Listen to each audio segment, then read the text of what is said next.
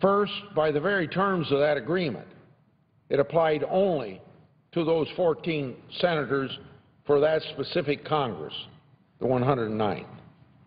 Second, even though that agreement by its own terms expired at the end of the 109th Congress, just last week, one of the members who was actually in the Senate back in 2005, determined that these nominations, in his judgment, constituted extraordinary circumstances, which those two words implied that a filibuster would be justified. And third, in 2006, after the so-called Gang of 14 agreement, Senate Democrats created a standard that we call the Chrysler Standard. They blocked Peter Chrysler based on case law. After the so-called Gang of 14 agreement, Peter Chrysler waited in committee for over 900 days for a vote that never came.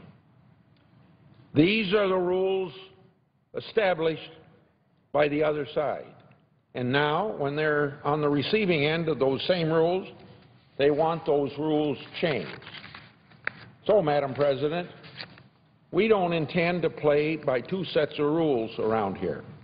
And that brings me the constant threat from the majority about changing the rules on the filibuster. I've been in the minority for a number of years. I've also had the privilege of serving in the majority for a number of years. Many of those on the other side who are clamoring for rule change and almost falling over themselves to do it have never served a single day in the minority. All I can say is this: be careful what you wish. Morning business with Senator. Senate is in a quorum.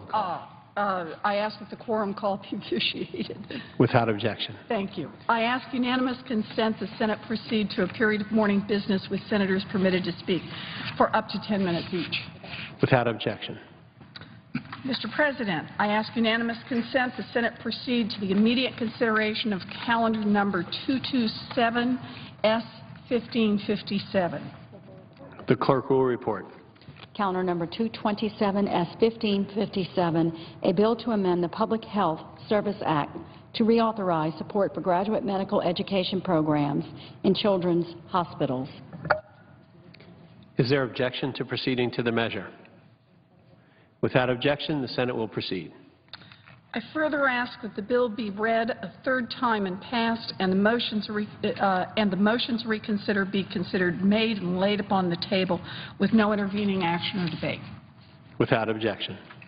I ask unanimous consent the Senate proceed to the consideration of calendar numbers 239 and 240, which are post office naming bills en bloc.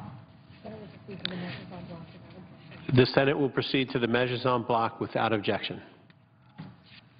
I ask unanimous consent the bills be read a third time and passed en bloc, and the motions to reconsider be laid upon the table en bloc with no intervening action or debate. Without objection. I ask unanimous consent the Senate proceed to the consideration of S-Res 290, which was submitted earlier today. The clerk will report. S-Res 290, commemorating the 75th anniversary of Kristallnacht, or Night of Broken Glass.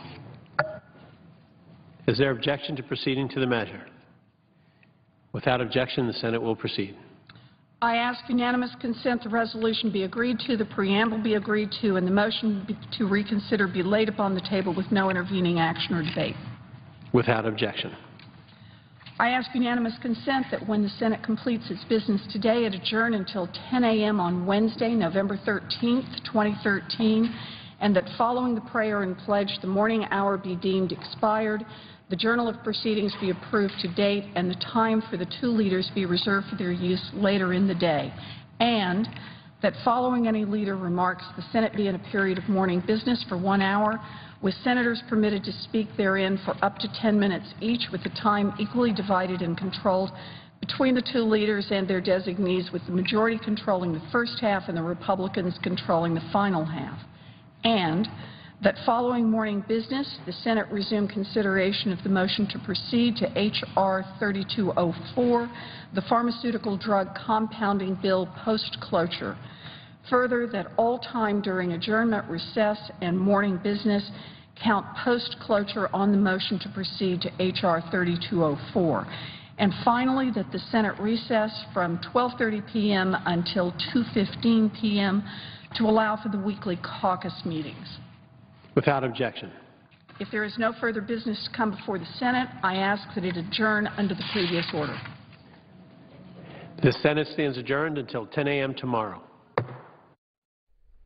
The Senate today voted not to move forward with the nomination of Nina Pillard to be a judge on the Federal Appeals Court in Washington, D.C. 60 votes were needed to advance her nomination. Senators also began work on a bill that would subject compounding pharmacies to oversight by the Food and Drug Administration. Compounding pharmacies mix drug ingredients to create medications for individual patients. The legislation would create a nationwide system for tracking these drugs. Follow live Senate coverage when they return here on C-SPAN 2.